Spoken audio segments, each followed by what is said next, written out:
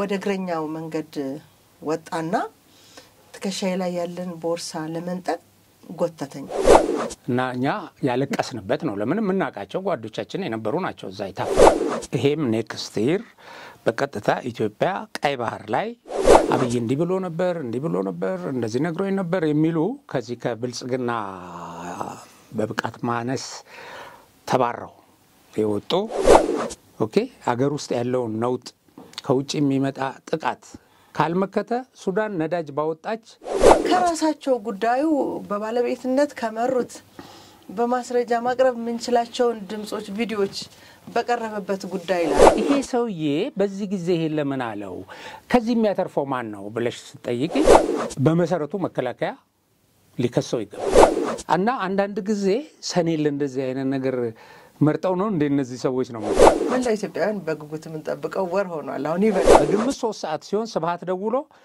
ቀን ስላወራነው ነገር ከማንንም ጋር ማውራት የለብህም አለኝ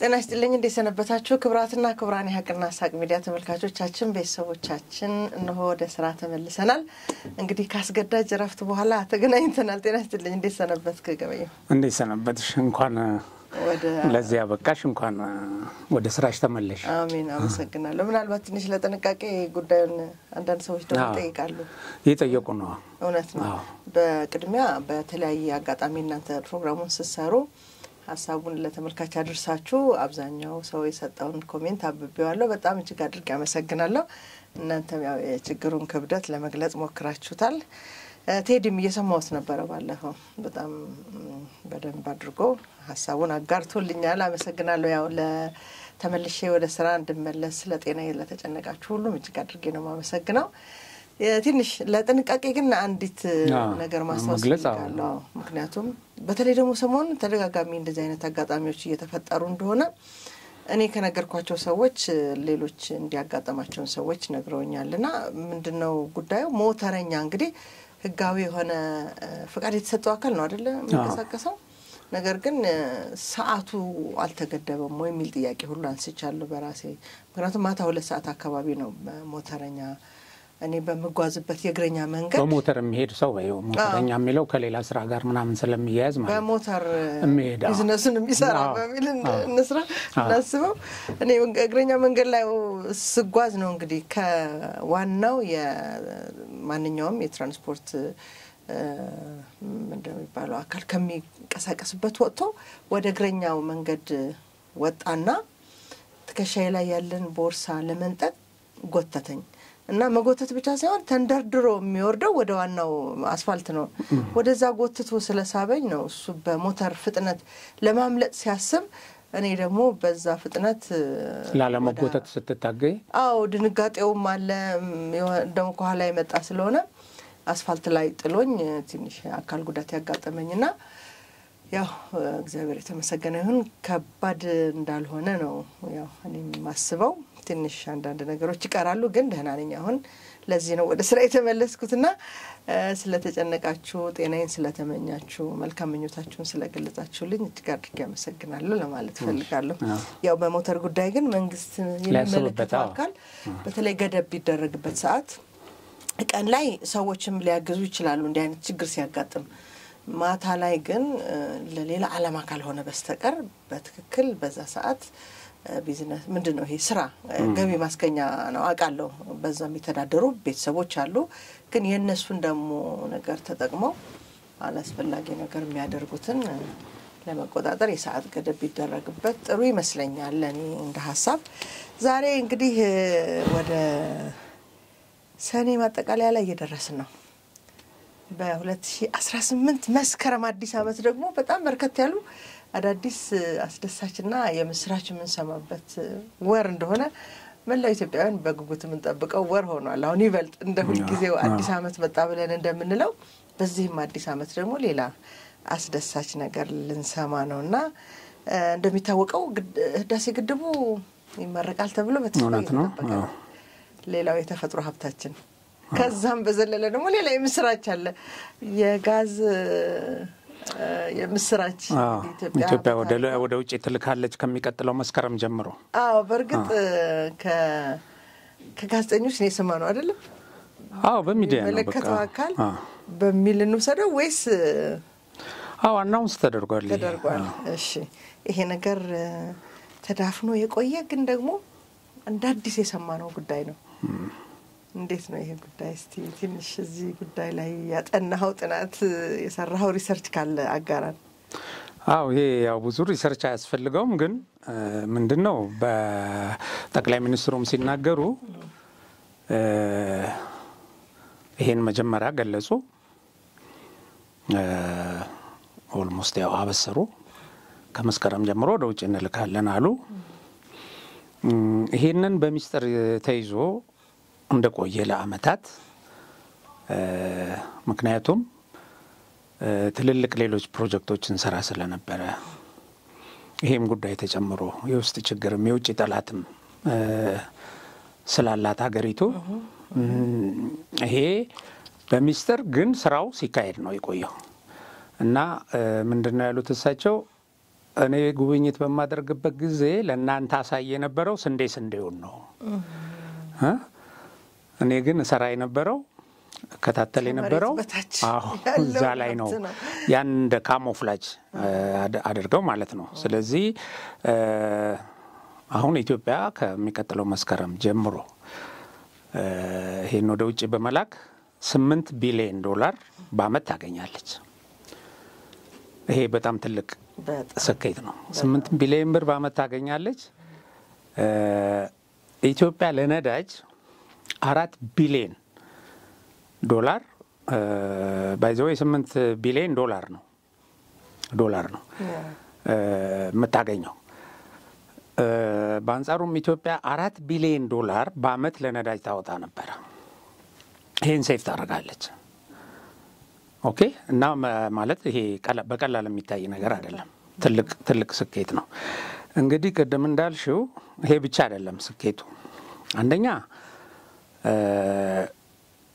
በሚቀጥለው አመት ደግሞ በጣም ግዙፍ የማዳበሪያ ፋብሪካ ግንባታ ይጀምራል ዳንጎቴ ይጀምራል ይሄ ስምምነት ተደርጓል ይሄ እንትን ጋዝ ለዚህ ግብአትነትም ይውላል ይሄንን ማዳበሪያ የማድረግ አቅማችንንም ከፍ ያደርጋል ይሄ ደግሞ ሁለተኛው ስኬት ነው ኢትዮጵያ ለማዳበሪያ በጣም ብዙ $1 ቢሊዮን ታወጣለች እጥረት አለ ያም ቢሆን ፍላጎቱን የሚሸፍን አይደለም ላርሱ ረጅም መንገድ ተጓጉዞ ጥያቄ በአግባቡ መመለስ ሁለተኛ ላርሱ አደሩም የሚሸጠው በውድ ዋጋ ነው እና ይሄ ደግሞ እኛ የምንመገበው የፍጆታ ዕቃ ላይ ተጽዕኖ አለው ምክንያቱም የማዳበሪያ ዋጋ ከፍ ማለት የኑሮ ውድነቱንም ከፍ ያደርገዋል ገበሬው ምክንያቱም በውድ ዋጋ ገዝቶ ስለሆነ ጨምሮ ነው የሚሸጠውና እዚህ ላይ ትልቅ ፖዚቲቭ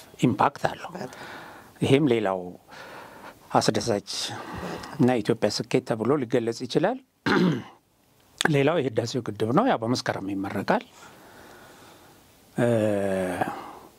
ኢትዮጵያ ዘንድሮ በያዘችው በጀት ውስጥ ለስንዴ ግዢ በጀት አልመደበችም ስንዴ በአገር ውስጥ ምርት የስንዴ ፍጆታችን ይሸፈናል ብቻም አይደለም ለውጭ ገበያም ይቀርባል ይሄኛው ደግሞ ሌላ ስኬት ነው እና እነዚህን የመሳሰሉ ስኬቶች ከፊት ለፊታችን አድርገን ነው እንግዲህ የሚቀጥለውን አመት የምናከብረው እንግዲህ ከዚህ ጋር ደግሞ እንጨምር አይደል ታዲያስ የባህር በር እንትን ደግሞ ኦልሞስት እንግዲህ መንግስት ይሄን ይፋይ መግለጫ ያልሰጠበት ነው እነዚህ በልዩ ልዩ መረጃዎች በውጭ ሚዲያም አናውንስ የተደረጉ ናቸው የባህር በር ደግሞ ፊልድ ማርሻሉም ባለፈው እንዳሉት ምክትል ኢታማዦሩም እንዳሉት ጠቅላይ ሚኒስትሩም በተደጋጋሚ እንዳሉትና እንደሚታዩት ምልክቶች ይሄም ኔክስት ይር በቀጥታ ኢትዮጵያ ቀይ ባህር ላይ መልቋን ጥላ የባህር ኃይል ቤዟን ታንቀሳቅሳለች የባህር ላይ ጥቅሟን ታስከብራለች በባህር የሚመጡ ጥቃቶችን ተመክታለች። አሁን ትልቁ ነገር የባህር በር የምንለው ከደህንነት አኳያ ያለው ነው ትልቁ ኢምፓክት። ስለዚህ ወደዛም የምንወጣበት ሁኔታ ወደ ታሪካዊ የቀይ ባህር ወደባችን የምንመለስበት እውን ይሆናል። ስለዚህ እነዚህ ሁሉ አስደሳች ነገሮች ከፊታችን ሆነው ነው የሚቀጥለውን አመት የምንቀበለውና የበጀት አመቱን የምናጠቃልለው። ይሄን የዚህን የምስራች ነጋሪዎች ያደረገን ፈጣሪ መጀመሪያ ላመስግነው። ምክንያቱም ይሄንን የሚሰማ ኢትዮጵያዊ ሁሉ እስከዛሬ ከመጣንበት በተለይ በቅርብ ጊዜ የመጣ ነው ረፍት አልባ ስለ ጦርነት፣ ስለ እልቂት፣ ስለ ስደት፣ ስለ እርስ በርስ ግጭት የሚያስቆም ዘመን ከፊታችን እየጠበቀን እንደሆነ የምስራች ያስብለዋል። እንግዲህ ይሄ ያው መልካም ጎኑ ነው። የኢትዮጵያ ሕዝብ እንዳልሽው የሚያስደስት ነው። ይሄ የነዳጅ ጉዳይ የሌላውና ነዳጁን ጨምሮ ያለው ጉዳይ የሚያናድዳቸው ደግሞ አሉ። የሚያናድዳቸው አሉ። ያው ለጠላት የተቀጠሩ ኢትዮጵያውያንን ጨምሮ የሚያናድዳቸው እና ያው አልተሳካላቸውም እንጂ ሀገርን ለማንደድ በተለያየ ቦታ ሙከራ የሚያደርጉ የሳይበር ሰራዊት ደግሞ በአሁኑ ሰዓት እየተንቀሳቀሰ ነው በከፍተኛ ደረጃ።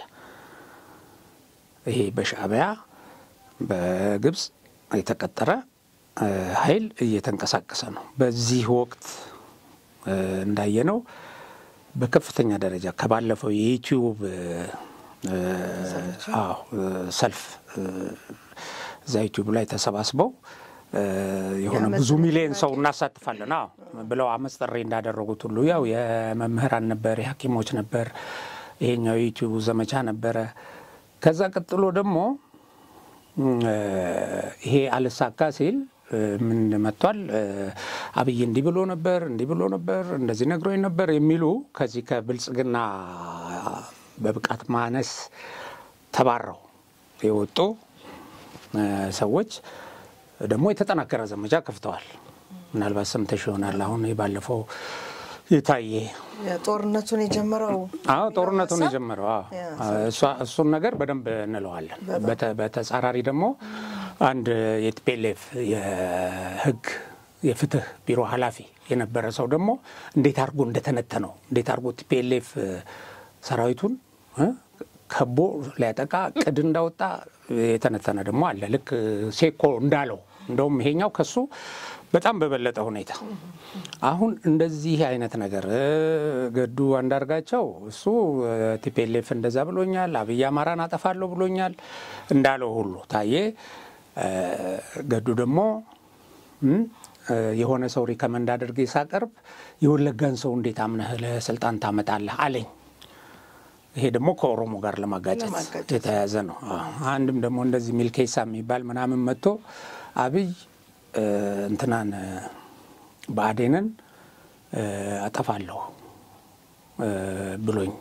ብሎኝ ነበር አለ። ይሄ እንኳን ብዙ ትኩረት አላገኘም። እሱ ያው ሚዲያም መጥቶ ይሄ ኢትዮጵያ ስጠፋ በማየት እድለኛ ነኝ ያለው እንትና ስታሊን ገብረስላሴ ሚዲያ ላይ ሄዶ ነው። እና ባይዘው ዘመቻዎች ናቸው እነዚህ በአንድ ጊዜ አሁን የታየ በጣም ብዙ ሚዲያ በአንድ ጊዜ ተቀባበለው ታየ እስር ቤት ከገባ በኋላ። ኦኬ ልክ ያው ብዙ ተንታኞች ግን በዚህ ላይ ያላቸውን ጥርጣሬ መረጃም አሉልን የሚሉ ወገኖች እኔም አንድ ተንሰርቼበታለሁ። ታየ ልክ እንደ ብርቱካን ይሄንን መግለጫ ከሰጠ በኋላ ያው እናሽሽ ብለው ገለው ሌላ የፖለቲካ ትርፍ ለማግኘት እንደተሰራ ነው የሚገለጸው። እንደውም ይሄን ውዛዜ ነው ሊገሉኝ ይችላሉ ምናምን እንዲሉ ሁሉ አድርገውታል። ልክ ያኔ አጫሉን ገፍተው እንደዛ ኔጌቲቭ የሆነ የሚያስፈራ ነገር እንዲናገር የሆነ የህብረተሰብ ክፍልን የሚያስቆጣ ነገር እንዳደረጉት ሁሉ ማለት ነው። እንደዚህ ተደርጎ ነበር። ያው ፎርቹኔትሊ ታሰረ። ይሄ አልሆነም። ስለዚህ በዚህ ደረጃ ለምንድን ነው አሁን ይሄን ዘመቻ የሚያደርጉት ብለሽ ስታስቢ እነዚህን ስኬቶች ለማደብዘዝ ነው። አዎ እነዚህ ማን ነው የሰራቸው? ማን ነው ያሳካቸው? አሁን ስሙን እየጠሩ የሚያወግዙት ሰውዬ ነው። አሁን ስሙን የሚጠሩት የመከላከያ ሰራዊት ነው። ምክንያቱም አገሪቱ ውስጥ ጸጥታ በመከበሩ ነው እነዚህ ነገሮች የተሰሩት። እና እንደዚህ አይነት ሁኔታዎች ጎን ለጎን አሉና ይሄም አሁን የኢትዮጵያ ስኬት ኦኬ ጠንካራ የደህንነት ተቋም ቆሞ ጠንካራ የጸጥታና የመከላከያ ሰራዊት ቆሞ ኦኬ አገር ውስጥ ያለውን ነውጥ ከውጭ የሚመጣ ጥቃት ካልመከተ ሱዳን ነዳጅ ባወጣች ቅጽበት ነው ወደ እርስ በርስ ግጭት የገባችው እና እስካሁን ያላባራው አሁን ሱዳን በሀብቷ እየተጠቀመች አይደለም ነዳጁን ማውጣት እኮ ቀጥለዋል እነዛ ነዳጅ አውጪ ካምፓኒዎች እርስ በርስ ይጋጫል ህዝቡ በጣም በሚያሳዝን ሁኔታ ከመሬት ስር ያለ ስር የአንድ ግንድ ስር የሚያኝክ ማህበረሰብ እየተፈጠረ ነዳጁ ግን ማውጣቱ ቀጥሏል እስከዛሬ ድረስ ስለዚህ ደቡብ ሱዳን ከዛ በኋላ ተገነጠለች ነዳጅ ካገኙ በኋላ ነው ከዛ በኋላ እንደገና እርስ በርስ ውጊያ ኢቭን ደቡብ ሱዳንም ሰሜን ሱዳንም የተረጋጉበት ሁኔታ የለም ስቲል እነ ኢራቅ እነ ሊቢያ የውጪ ኃይሎችና የውስጥ ተባብረው ያን የፈጠሩባቸው የነዳጅ ሀብታቸውን ለመበዝበዝ ነው ሌላ ምንም እንትን የለው ሌላ አሁን እነዚህ እንትን ላይ መካከለኛው ምስራቅ እና ይሄ አረቡ ዓለም ላይ ያሉ ነውጦች ከዚህ ከነዳጅ ሀብት ጋር የተያያዙ ናቸው እና ይሄን በተረጋጋ ሁኔታ ለህዝብ እንዲውል ህዝብ ከድህነት እንዲወጣ እንዲጠቀምበት ሰላም ያስፈልጋል የዛሬ 7 ዓመት አብይ ይሄንን ሲገልጹ እና በኋላ ፖዝ ተደርጎ እስከ ዛሬ ቆየው ማለት ነው እና ያን ጊዜ ሲገልጽ ምን ብለዋል እሳቸው ነዳጅ ብናገኝ ዋጋ የለውም ምንባላ ከሆነ መባላታችን የሚቀጥል ከሆነ ለምን ያኔ መባላቱ የተጀመረበት ወቅት ነው በከፍተኛ ደረጃና መባላታችን የሚቀጥል ከሆነ ዋጋ የለውም ባይዘው ስለዚህ ጠንካራ የመከላከያ ኃይል ጠንካራ የጸጥታ ኃይል ጠንካራ የደህንነት ተቋም ያስፈልጋል ይሄ አናውንስ የተደረገው ኦኬ እና ነዳጁ አሁን ለዓለም ገበያ ሊቀርብ አፋፍ ላይ የደረሰበት ጊዜ ይሄ ኃይል ተገንብቶ ነው አሁን ልክ እንደ ሱዳን እንዲስትገፊው የሚወድቅ አይደለም ስለዚህ ሀገረ መንግስቱ መረጋጋት አለበት የተረጋጋ ሀገረ መንግስት ነው ኢኮኖሚ እድገት ሊያመጣ የሚችለው እና ይሄ ነው ደስ ይላል በጣም እንደው ቅድም እንዳልኩት ነው እንግዲህ እዚህ የሚመጣው አዲስ አመት የምስራች ምንድነው በምስራች የተከበበ ደስታን ያሰብ ነው ተስፋ ሰጪ ያው ብራይት ነው በጣም እነዚህ ነገሮች ሆነው እንድናይ የሚያደርግ አስረሳሽ ነገር ነው ዛሬ እንግዲህ የነገርከን ታሪኮች ምናልባት ፊልድ ማርሻል ብርሃኑ ባለፈው የሰጡት ኢንተርቪው ላይ ከዛ በኋላ ስላልተገናኘን እኔ እስከ ዛሬ ድረስ በዚህ ልክ የተገለጸን የመከላከያ ሰራዊት ግንባታን በጣም አስደስቶኛልና በተለይ ከዚህ ከባህር በሩ ጋር በተገናኘ ቅድም ማስቸው ነበር እሱ ላይ ስላለው እውነታ ይበልጥ ለተመልካቾችም ለአድማጮችም ማድረስ ይገባል ብዬ አስባለሁ ምክንያቱም በጣም ወሳኝ ሆነው የኢትዮጵያን ህልውና ለማስቀጠል ወሳኝ ሆነው ጉዳይ የቀይ ባህር ወይም የባህር በር ጉዳይ ነው ይሄን ጉዳይ በተለይ እሳቸው ከገለጹት አንፃር ምን ያህል ነው በእኛ ሲተነተነው እሳቸው ያለውን እውነታ ግልጽ አድርገው አስቀምጠውታል በተለይ ደግሞ ለኢትዮጵያ ህዝብ የባህር በር ማለት ጉሮሮ እንደማለት ነውና የእሳቸውን ሐሳብ እንዴት ተገነዘብከው አዎ እንግዲህ ያው በተደጋጋሚ የተወሰነ ነገር ብለናል በዚህ ጉዳይ አንድ ሁለት ፕሮግራምም ላይ አንስተነው እንደምታውን ገልጸናል ትልቅ ነው ባንድ የሀገሪቱ የመከላከያ ጠቅላይ ኤታማዦር ሹም በዚህ ደረጃ ሲገለጽ ምክንያቱም መከላከያውን የሚገነቡት የሚቆጣጠሩት የሚያዙት ያሳቸው ናቸው ጠቅላይ ሚኒስትሩ የጦር ኃይሎች ጠቅላይ አዛዥ ሆኖ በበላይነት ቢኖሩም ማለት ነው እና አሁን ትልቁ ነገር እሳቸው በጣም እንትን ያሉት አጽንኦት የሰጡት እዛ ምክር ቤት ስብሰባም ላይ ቀርበው የባህር ኃይላችን ለቀጠናው ሰላም ከፍተኛ ሚና ይጫወታል ከዚህ በኋላ ብለዋል ለቀጠናው ነው አዎ ከዛ በኋላ ለምሳሌ አሜሪካ የአካባቢው ከፍተኛ የወታደራዊ አዛዥ ጉብኝት አድርገው ከፊልድ ማርሻሉ ጋር ተነጋግረው አንዳንድ ስምምነቶች ወታደራዊ ስምምነቶች ጀነራል ነው እንጂ ያው ዲቴይል ነገሮች ኦፊሻሊ እንግዲህ አናውንስ አይደረጉም። ግን በዚህ ደረጃ ተነጋግረዋል። ወታደራዊ ስምምነት ተፈራርመዋል።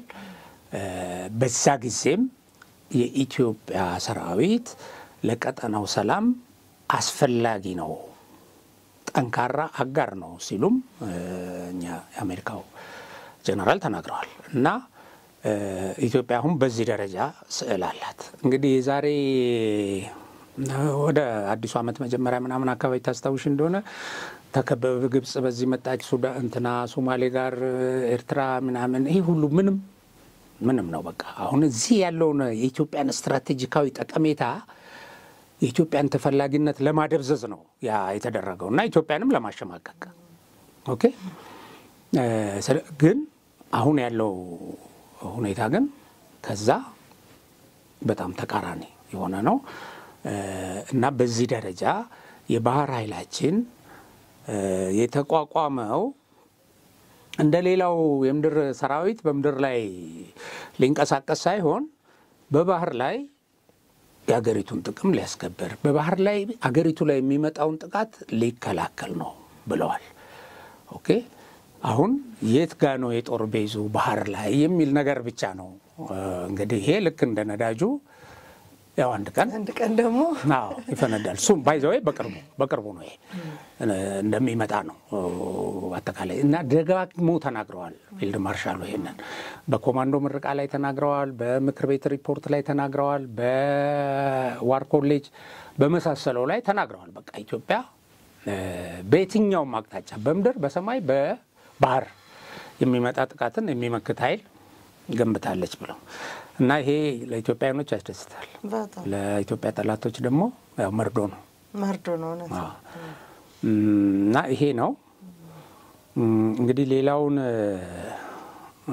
ለማየት የዚህ የታየ እንትን ላይ መግለጫ ላይ ያው መልሽ በብዙ እንትን እነሱ ባሰቡት ልክ ተቀባይነት አላገኘም። ግን ሁሉም በቃ አቅርበውታል ያን ኢንተርቪው እየተቀባበሉ እንደተባለው ታቅዶ የተሰራ ነበር። ታቅዶ ይበልጥ ይሄ ኢንተርቪው ተቀባይነቱ ከፍ የሚለው ያው ታየ እንደተባለው እንዳቀዱለት ወይም አቅደዋል እንደተባሉት ቢያስወግዱት ኖሮ ይሄ መግለጫ ከሰጠ በኋላ የሚፈጥረው ነገር ከባድ ነው ማለት ታማኝነቱ። ይሄንን ማን ነው የሰራው? ለምሳሌ ሰራዊቱን ቀድሜ ያጠቃሁት እኔ ነኝ ብሎ አብይ ነገረን ነው የሚለው ታየ። አብይ በመሰረቱ አንደኛ ይሄ እንግዲህ እኛ በሂደት ውስጥ የነበርን ሰዎች ነን። ሪሊ በጣም ያ አሳዛኝ ነገር ሲደርስ የመከላከያ ሰራዊት ውስጥ ነበርኩ ነኝ። ሌሊቱን እንግዲህ እኛ ያን ነገር ለመቀልበስ ብዙ ነገር ሲሰራ እኔም በሙያዬ በዚህ በሰራዊት ግንባታ እንቀሳቀስ ነበር እና እኛ ያለቀስንበት ነው። ለምን የምናውቃቸው ጓዶቻችን የነበሩ ናቸው እዛ የታፈኑት። እንደሚያፍኑም ደግሞ ይታወቅ ነበር። ያው ምርጫ ስለሌለ እንግዲህ የሰሜን ዕዝ አብዛኛው ቁጥር ያለው የቲፒኤልኤፍ ሰዎች ናቸው የሚመሩት። እዚህ ካውንስል ውስጥ እዚህ ሰራዊት ውስጥ የሚመሩት እነሱ ነበሩ። ከባድ ነው። በዛ ውስጥ ነው ያ ነገር የተቀለበሰው። ቢያንስ በኋላ እንኳን እነሱ ቲፒኤልኤፍ ወደ ስልጣን ለመመለስ የነበረውን እንትን ማክሸፍና ህግ ማስከበር የተቻለው በት ነገር ይገርማል። እና ይሄ የኢትዮጵያ ህዝብ እኮ ልጆቼ ታረዱብኝ ብሎ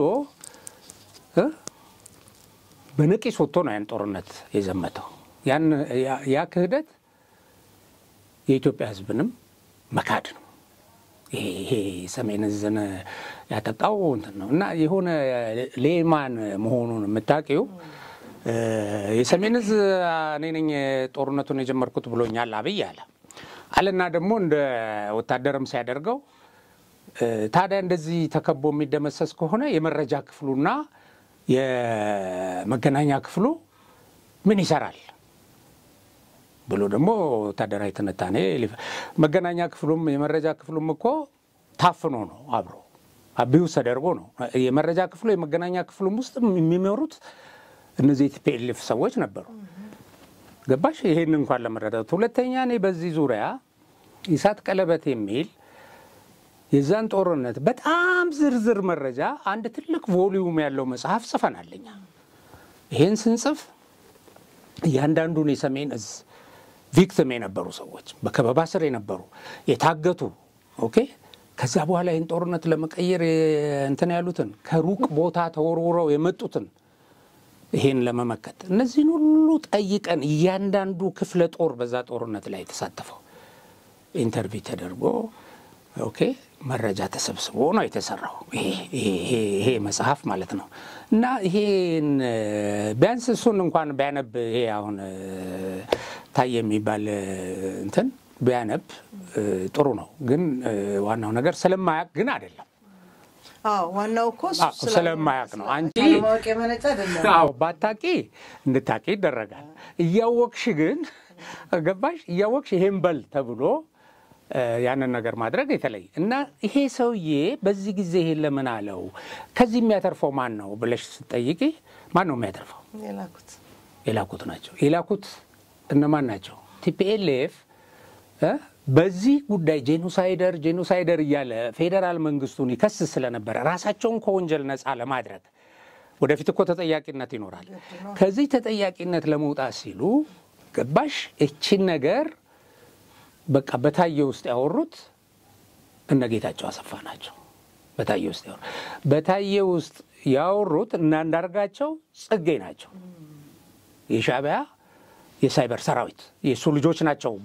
በቃ ይሄን በተከታታይ እየተቀባበሉ ሲያስተላልፉ የነበሩት እየጨመቁ ምናምን ዛትማች ህዝቡ ላይ የፈጠረው ነገር ግን የለም። ምክንያቱም ክህደት መሆኑ ብቻ ነው ያቆሰለው ሰው ሪሊ ሰራዊቱንም ጭምር ማለት ነው። የኢትዮጵያ መከላከያ ሰራዊትን እና በዚህ ደረጃ የሀገሩን ሰራዊት ሚከዳ እዚህ ብልጽግና ነበርኩ እንደዚህ የሚል ሰው ኦኬ የሆነ ጊዜ ኦነግ ነበር ከዛ እዚህ የገባው ይሄ ሰውዬ ተጎድቷል ተባለ እና የሆነ ጊዜ ኦሮሚያ ፕሬዝዳንት መሆን አለብኝ እያለ ይንቀሳቀስ ነበር። በሽመልስ ላይ ነበር ዘመቻው። ቆይቶ ደግሞ ዋናው አብይ ላይ አሁን አብይን አጠቃለሁ ብሎ ይሄ ሰውዬ አብይ ላይ ቂሜን ወጣለሁ ብሎ ትልቅ የአንድ ሀገር ሰራዊት ኢትዮጵያን ከአደጋ የታደገ ከመፍረስ የታደጋትን ሰራዊት በዚህ መልኩ ክዷል። እሱ እስር ቤት ገብቷል። በመሰረቱ መከላከያ ሊከሰው ይገባል። እኔ ይሄን ነው በማስረጃ ያልተደገፈ ነው። በነገራችን ኖ ይሄ ስም ማጥፋት ነው እንጂ የሰራዊቱን ተጋድሎ በዚህ ደረጃ ማቅረብ ያ ግፍ የተሰራበትን ሰራዊት የታረደ ያ መኪና የተነዳበትን ሰራዊት እንኳን እሱ አይደለም ሌሎች የጎረቤት ሀገር ሰዎች ያለቀሱ ራቁቱን ለመሬት እየተጎተተ የጠፋውን ሰው ስንት ምስክርነት የተሰጠበትን እና ሴኮ ደግሞ ያው በዛ ደረጃ የገለጸው ራሳቸው አንደበት ሴኮን አደባባይ ላይ የወጣውን ለዘመናት ማስረጃ ሆኖ የሚቀርበውን ቪዲዮ እንተው። በቅርብ ጊዜ እኔ እንትና ኬሪያ ስትናገር ሰምቻታለሁ።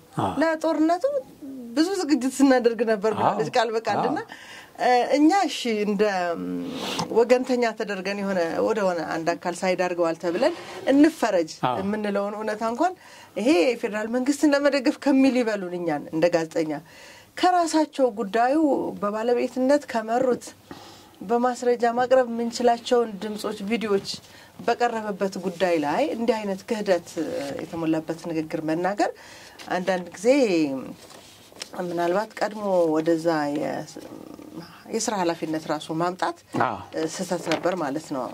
ቢያንስ እሱ ስህተት አልነበረም። እሱ ይሰራል ብለሽ ታመጫለሽ። ትክክል የሆነው መባረራቸው ነው። እነዚህ ሰዎች ገዱ በዩ ይሄ ሚልኬሳ ይሄ እነዚህ በዩ አሁን ስትመዝኛቸው ሌሎችም እኮ ይኖራሉ እዚህ ብልጽግና ውስጥ ሌሎችም ይኖራሉ። በዚህ ደረጃ ያልጠሩ እና ፈተና የነበረበት ነው ይሄ መንግስት ራሱ ይሄን ለማጥራት ምክንያቱም እነዚህ ኮራፕትድ የሆኑ ሰዎች እነዚህን ሰዎች እንትን ይላሉ።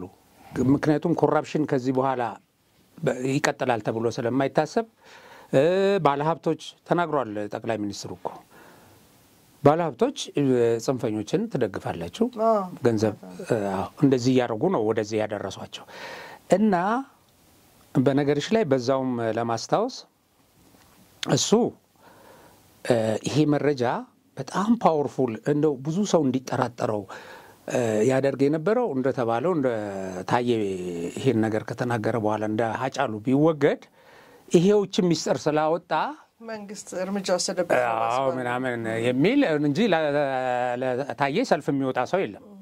እንደዛ እንደ ሀጫሉ ነውጥ ምናምን አይፈጥሩም በሱ በስተጀርባ። ግን ይሄ ሰኔ ወር ሌላ ጪዳ ተዘጋጅቶለት ነበር። ልብ አድርጊ፣ ሀጫሉ የተገደለው በሰኔ ወር ነው። አብይ ላይ ሰኔ 16 ነው። አሁን ተነጎዳ አሁን የእንትናም ሀጫሉ ሰኔ 22 ነው።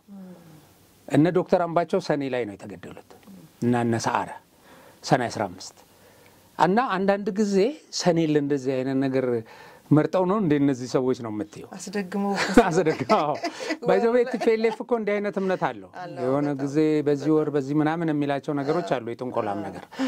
አሁን እንደዚህ አድርጎ እንዲታመን ይሄ ሰውዬ፣ ምክንያቱም በዚህ ደረጃ ውሸት፣ በዚህ ደረጃ ድፍረት፣ ደግሞ ድፍረት የአንድን ሀገር መከላከያ ሰራዊት አንቺ በዚህ ደረጃ እንትን ስታደርጊ ደም ህይወት የከፈለውን ስንት ስቃይ መከራ የደረሰበትን እና አሁን መንግስት ይሄ ፖሊስ በሌላ መንገድ አስሮት ሊሆን ይችላል መታሰሩ ከአደጋም ታድጎታል። ግን መከላከያ በዚህ ሰውዬ ላይ ክስ መስርቶ ሌላውም ሰው እየተነሳ መከላከያ ላይ እንደዚህ አፉን እንዳይከፍት የመከላከያን እንትን ዲስክሬዲት እንዳያደርግ መደረግ አለበት።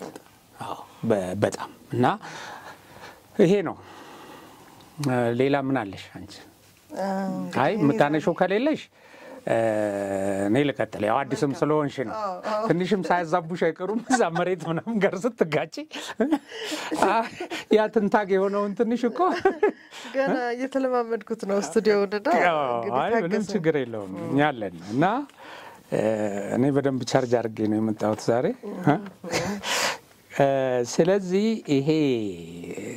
ይሄን በተመለከተ ምናልባት ታውቂያቸው ይሆናል አንቺ የትግራይ ፍትህ ቢሮ ኃላፊ የነበረ ሰው የሰጠው አስተያየት አለ።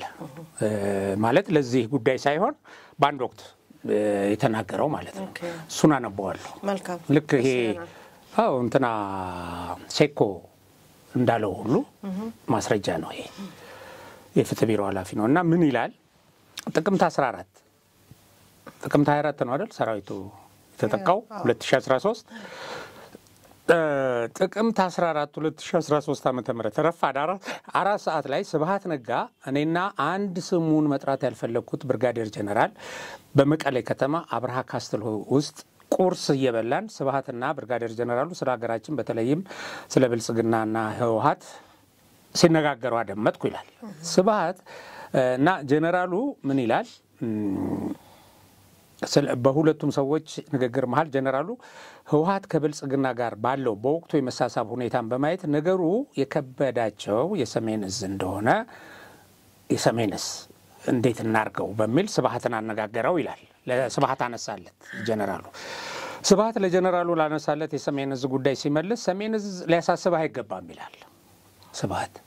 ምክንያቱም ሰሜን እዝ ያሉት ወታደሮች በቁጥር 44,000 ነው። እኛ ደግሞ በቁጥር ከዛ በላይ አዘጋጅተናል እና ከዛ በላይ ደግሞ ይላል ሰሜን እዝ ያለው በህዝባችን መሃል ስለሆነ በጠላት ህዝብ ውስጥ ወይም በደጀን ህዝብ ውስጥ አይደለንም እኛ ያለ ነው ይላል። በዚህ ምክንያት ሰሜን እዝ ታክቲካሊ ስፒኪንግ ምርኮኛ ነው ማለት ይቻላል በማለት ማብራሪያ ይሰጠዋል።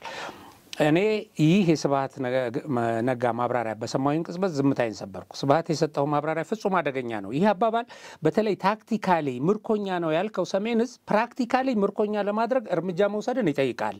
ይህ ማለት ትግራይን ላለፉት 20 ዓመታት ከሻዕቢያ ሲጠብቃት የኖረ ሰራዊት ላይ ክህደት መፈጸም ነው አልኩት ይላል ይህ ክደት ደግሞ ሌሎች ኢትዮጵያውያን ጸረ ትግራይን ለማስተባበር የሚጠቅም አጀንዳ መስጠትም ነው። ከዚህ ባለፈ ግና ሰሜን ዕዝ የሚታዘዘው ከአዲስ አበባ ስለሆነ በድንገት እርምጃ ተወስደውበት ቢዳከምም አዲስ አበባ ማዕከሉ ያደረገ መላው ኢትዮጵያውያን የሚያሰባስብ ሰራዊት መልሶ በማደራጀት ጦርነቱ እንዲቀጥል ይደረጋል። ይህ ደግሞ ውሎ አድሮ ህወሓት እንደ ድርጅት ትግራይ እንደ ክልል የሚጎዳ ስልት ስለሆነ ይቅርብን አልኩት ይላል። ስብሃትና ጀነራሉ እስክንለያይ ድረስ ሀሳብ ከሰጠውኝ በኋላ ምንም አላሉኝም። የቀን ውሎ አልቆ ምሽት ሰዓት በግምት 3 ሰዓት ሲሆን ስብሃት ደውሎ ቀን ስላወራነው ነገር ከማንም ጋር ማውራት የለብህም አለኝ። ኦኬ ይሄ ሚስጥር ማለት ነው።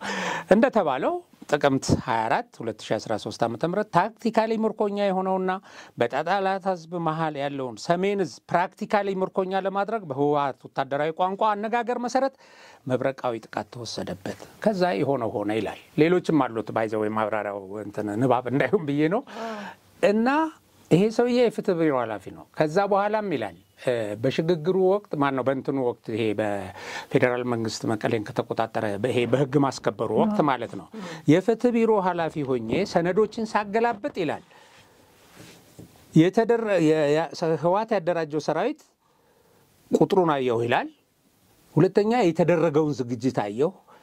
በዚህ ጉዳይ ላይ የተወሰነውን ውሳኔም በዶክመንት አየሁ። ስለዚህ ሰሜን ዕዝን ለማጥቃት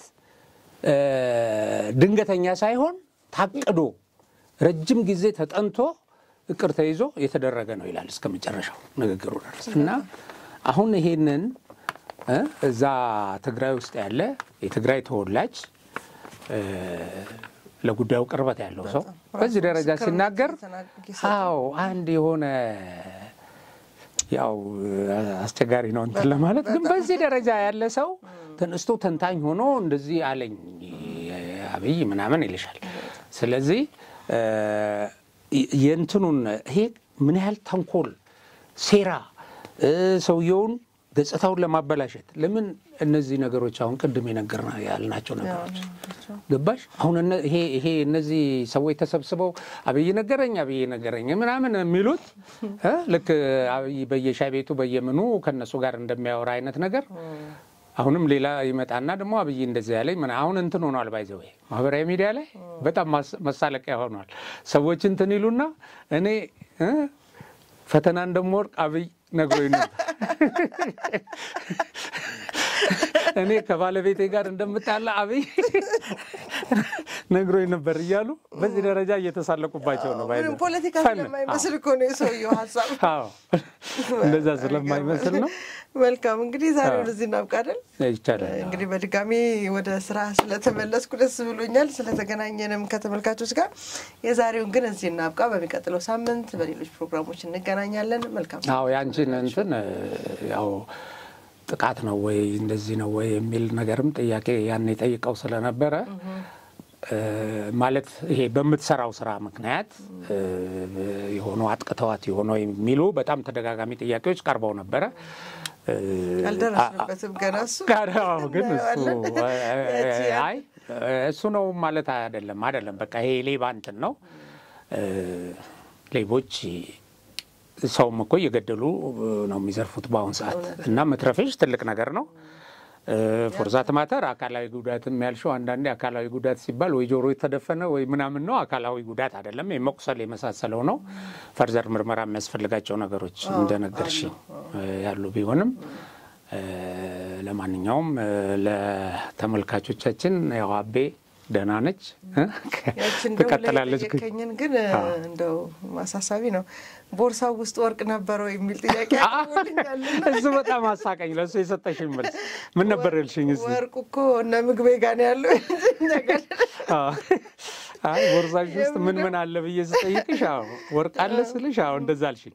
ወርቁ እነ ምግቤ ጋር ነው እና በጣም ኢንተረስቲንግ ነው። ስለዚህ መልካም እንግዲህ አብራችሁን ስለቆያችሁ በድጋሚ እናመሰግናለን። ሰላም ሁኑ።